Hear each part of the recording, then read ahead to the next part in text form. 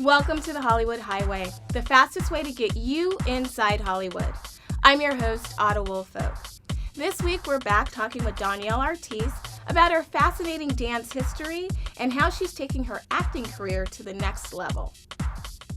I danced for about 10 years, and when I started, I made a list of the people that I most wanted to dance for or to work with.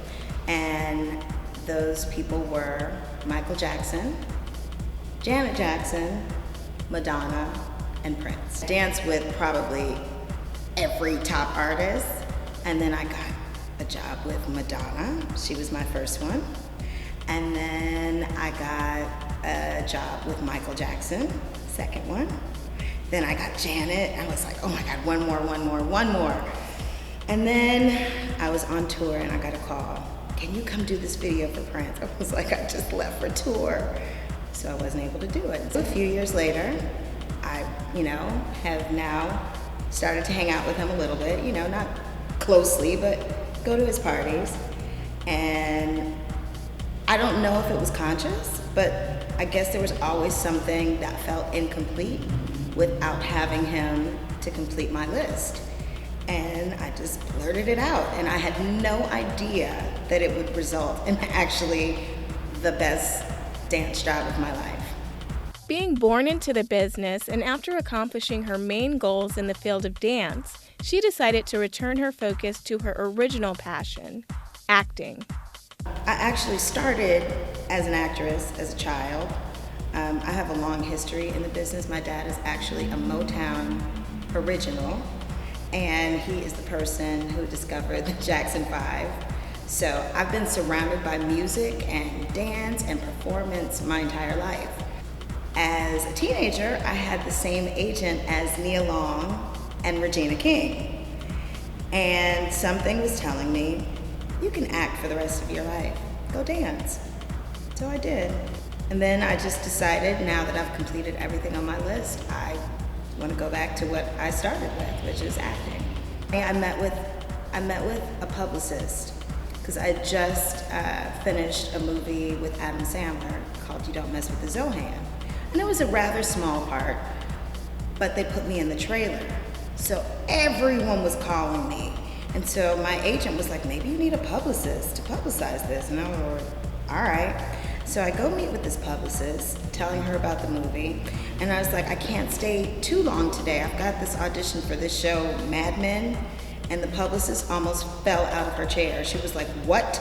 You have to book that job. So I go to the first audition, and, fine, whatever. And the very next day, there was a Mad Men marathon, and I watched the show, and I was like, holy moly. And then the following day, I got a call back. And I was like, all right, I'm gonna book this job. And I walked in, and I just was so relaxed, and I was certain that I was gonna book the job. And then when I actually booked it, I was like, oh my God, I actually booked it. I was so surprised, and it was actually just one episode. And then they liked the storyline and they liked me, so they wrote me back in. So I actually started my own acting group. There are right now 4 of us, and they're women. We work 5 days a week, 3 hours a day, and we just work on scenes. And I got my agents and managers involved, and they'll call and be like, I saw something great, I submitted you, but here, work on this. So we'll all work on the same things, or one girl will get an audition, I'll have everyone else work on it, and then 2 days later, someone else will have the same audition. We're prepared, we're active, we're driven. It's probably one of the most powerful things that I've ever done, and I see it changing all of our lives. In addition to the challenges of any artist, she faced her own personal struggles. I was diagnosed with lupus when I was 18. So my entire adult life, I've had to battle with that, and doing dance jobs with taking medicine and scars and all kinds of things. And then in 2001, I had total kidney failure. I was told I wouldn't make it out of the hospital, and my mom was told to prepare for my services, and I was unwilling to hear it, which is kind of the reason that I chose to dance, because they told me I could never dance again. So I told them, you're wrong. And from that, I had probably one of the greatest dance careers anyone could ever ask for.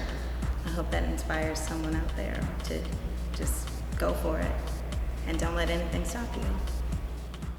Join us next week when we sit back down with the twins to talk about their exciting new venture, their band Heroin December, and what they're up to in the future. Thanks for watching The Hollywood Highway.